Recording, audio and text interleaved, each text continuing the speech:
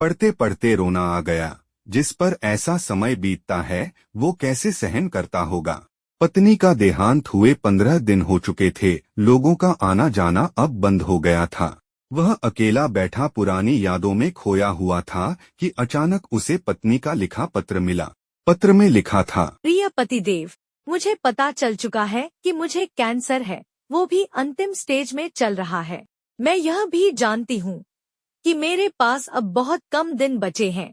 मुझे यह भी पता है कि आपने मेरे इलाज में अपनी सारी जमा पूंजी खर्च कर दी है। सारे गहने बिक चुके हैं। कितनी मेहनत से बचत करके जो प्लॉट हमने खरीदा था वह भी मेरी बीमारी की भेंट चढ़ चुका है। ये सारी बातें मुझे नहीं बताओगे तो क्या मुझे पता नहीं चलेगा। आपकी अर्धांगिनी हूँ। जिंदगी के 12 साल आपके साथ गुजारे हैं। आपके चेहरे को पढ़कर जान जाती हूँ कि आप किस हालत में हो, मगर मेरी मजबूरी तो देखिए, मैं आपके आंसू भी नहीं पहुँच सकती। आप अकेले में जब रोते हो तब छुप कर देखती हूँ, फिर खुद भी रोती हूँ। कमबख्त जिंदगी हमें किस मोड़ पर ले आई है। एक दूसरे का दर्द भी नहीं बांट सकते, आंसू भी नहीं पहुँच सकते। आप समझते हैं, आपको रोते देखकर मैं कमजोर पड़ जाऊंगी। इधर मैं नहीं चाहती आप कमजोर पड़े। कितनी बेगानी हो गई हूँ न मैं। आपकी उदासी का कारण भी नहीं पूछ सकती। आजकल सब जान पहचान वाले मिलने आ रहे हैं। शायद अब मैं 1-2 दिन की मेहमान हूँ। शायद मेरी यात्रा पूरी हो चुकी है।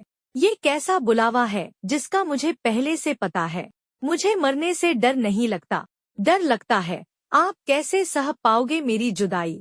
शाम को घर आते ही मुझे तलाश करते हो, मगर अब मैं घर में नहीं मिलूंगी। कलेजा मजबूत कर लेना। जानती हूँ बहुत मुश्किल होगा आपके लिए मुझे भुलाना। 2 दिन मायके चली जाती हूँ तो पीछे पीछे चले आते हो। अब तो हमेशा के लिए बुलावा आ गया है। हाथ और साथ दोनों छोड़ कर जा रही हूँ। मगर आप हिम्मत मत हारना, बच्चे अभी बहुत छोटे हैं। उनसे कहना मम्मी भगवान के पास गई है, जल्दी लौट कर आएगी।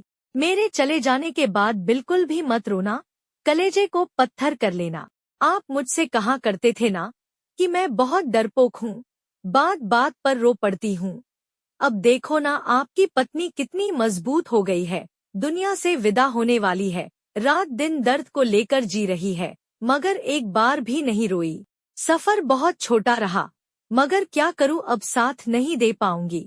इतना प्यार देने के लिए शुक्रिया, मेरे सारे नखरे उठाने के लिए शुक्रिया, मुझे टूट कर चाहने के लिए शुक्रिया। जानती हूँ आपको मेरी लत लगी हुई है, भुलाना बहुत मुश्किल है, मगर आपको खुद को संभालना ही होगा। मैं रोज आसमान से देखा करूंगी, टाइम पर नहाना, टाइम पर खाना खा लेना, क्योंकि आपको ये सब याद दिलाने के लिए अब आपकी पत्नी नहीं होगी। अब मैं ना रहूंगी। अब आलस करना छोड़ देना। जब तक मैं थी आप घर की हर चिंताओं से मुक्त थे। दोनों बच्चों की तरह आपका भी ख्याल रखना पड़ता था, मगर अब आप बच्चा बनना छोड़ देना। अब रूठना छोड़ देना, क्योंकि आपको मनाने के लिए अब आपकी पत्नी नहीं रहेगी। अब टूटना भी छोड़ देना, क्योंकि आपकी हिम्मत बंधाने के लिए आपकी पत्नी नहीं होगी। ए जिंदगी, तेरे सफर में इतने गम क्यों है? जो जीना ही नहीं चाहते उनकी उम्र बहुत लंबी है, मगर जो जीना चाहते हैं उनकी सांसें इतनी कम क्यों है? अब और नहीं लिखा जाता, हाथों में दम बिल्कुल भी नहीं है, फिर भी लिख रही हूँ। आप 2 दिन से सोए नहीं थे, इसलिए आज गहरी नींद में सो रहे हो। मुझे लिखने का वक्त मिल गया, मगर अब मैं लिखना बंद करके आपको थोड़ा सा निहारना चाहती हूँ। पता नहीं सुबह उठूं या ना उठूं, आज आखिरी बार आपके हाथों का तकिया बनाकर सोना चाहती हूँ। हमारी लघु कथा अच्छी लगी हो तो सब्सक्राइब जरूर करें।